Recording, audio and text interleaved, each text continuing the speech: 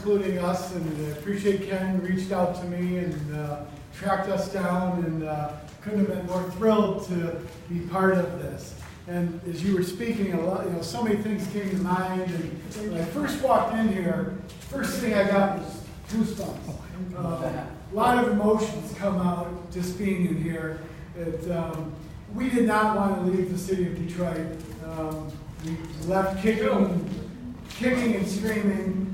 GM decided that Detroit was not a viable market for a Cadillac dealership. Well, see what they know. Because it's so nice to see Detroit making a comeback.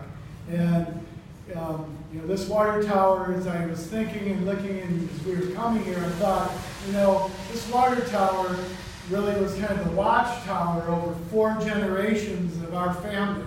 Wow. My grandfather to my dad and to us and my adult nephews and children.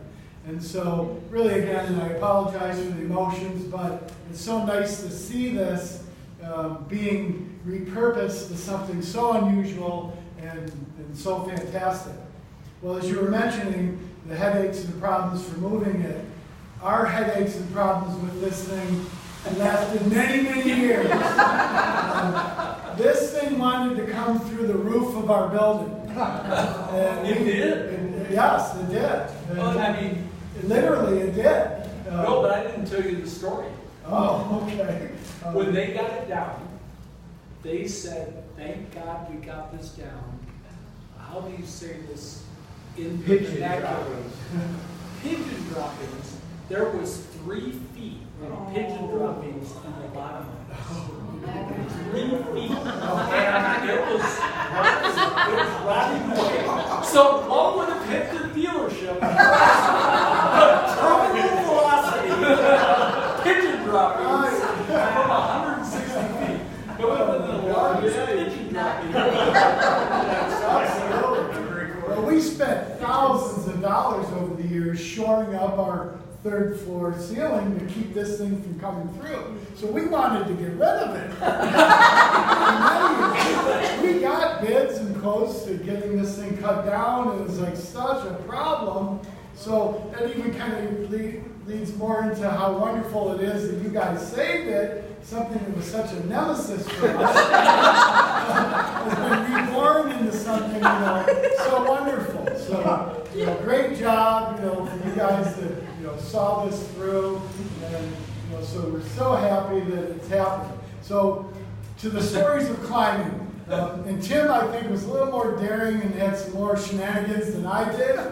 Being the younger brother, youngest of 5 boys, I was a follower. They're the ones that led me into trouble. They made me climb up. Oh, yeah. I'm the older brother.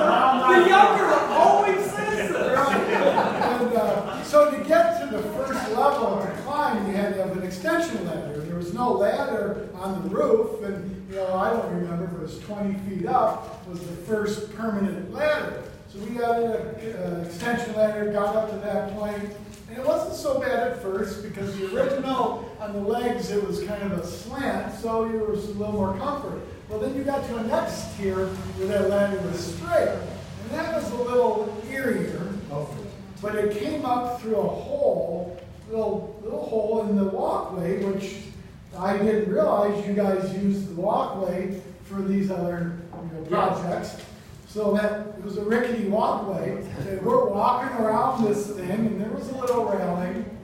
Somebody, let's say you, had the better idea. So let's try to walk up the side of the tank. Let's go to the ball. We need to go up because there was a ladder on the side of the tank and going up the ball. Okay. So yeah, that was another ladder that was on the roof of this thing. Yes. That got you to the ball. But the ladder on the side, it was just a few steps. It's right there. It's on the outside. So is it in its original condition? It is. Because at that point, when Want we to were get a that picture of you and high, Tim? because I didn't have the guts to continue at that point. And I just thought it was too rusty, and so I'm not going up there. And so I don't know how my dad got wind that we did this, but he wasn't too happy. And it was later, I think you guys came back and through some, mind enhancements, let's say. Got a little braver. To reiterate, it's great that you can still preserve this water tower. To us, when we grew up, we were born with this water tower, which means a lot to Keith and I and our families. It was an icon. At one point, we had it painted blue with our name on it. You could see it from the Lodge Freeway. And you could see it from different points in downtown. And like we said, the part that fell through the roof, as we all know, water towers were for the fire suppression system. Well, it froze. It froze. So we came in it happened on the weekend. We come in on Monday morning, and thank God it happened on the weekend. It came right through the floor, or through the roof, and it did significant damage. And like he said, from that point on, we go, oh my God, this thing's going to fall over. What are we going to do? Well, the bids we got to remove it, just get rid of it. Well, we shored it up, and thank God you guys preserved it. And I know it is the gentleman, Chris, is it, or James, who did the video on YouTube. Ken knew. Jason Pete. Jason, YouTube Dalgleish Cadillac water tower. Yes. He did a great dialogue on the movement of it and the placement, and I'd like to meet him because every time I see it, it's very touching. And again, thank you all very much. We really appreciate you keeping us in our thoughts. It's just so important, we think, about having Detroit's history, the people be part of its future. That it takes some work, but look at, people, you should know that people, just last week, were standing right there, handing their camera to somebody else to get their picture in front of the Dalgleish Cadillac water tower, which is just connecting ourselves from that past of your family, 4 generations. Who would think a water tower would mean something to anybody? Yeah. And now it's a landmark. People say, let's meet at the water tower. Yeah. I like So that. this gentleman asked me when it went on our roof, and the building was built in the 20s. And I think it was part of the original structure, but I couldn't tell you that for sure. I would think so. I think Yeah. it makes With sense. the, And our building, it was an Albert Kahn designed building. I don't know if anybody realized that. So it was, Wayne State kept much of the architecture. And if you've never been in there, that's just very impressive. Well, and then my last story about being in the Dalgleish Cadillac building was your elevator. Oh, yeah. If you haven't seen this elevator, That's a whole other story. it is a whole, elevator was not. I might have a picture of it. So it's this thing that moved with these little wooden platforms that were just coming by, and you would just Oh, no. I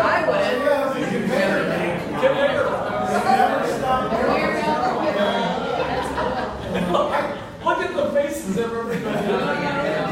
That passed code right there. We were grandfathered. Otis Elevator Company would come every year and nice licenses. Yeah. I'm pretty sure I have a picture of it. He did this. This is Woodward and Aspen right here. He did. You gotta climb the tank. Yeah, so for people that don't know, there's 2 other non-Dalgleish things.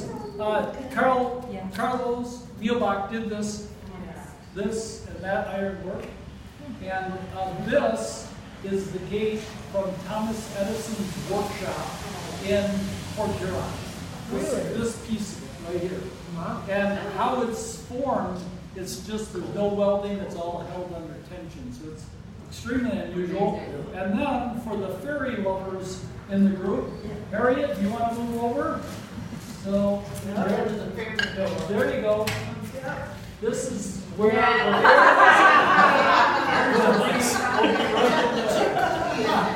Our grandfather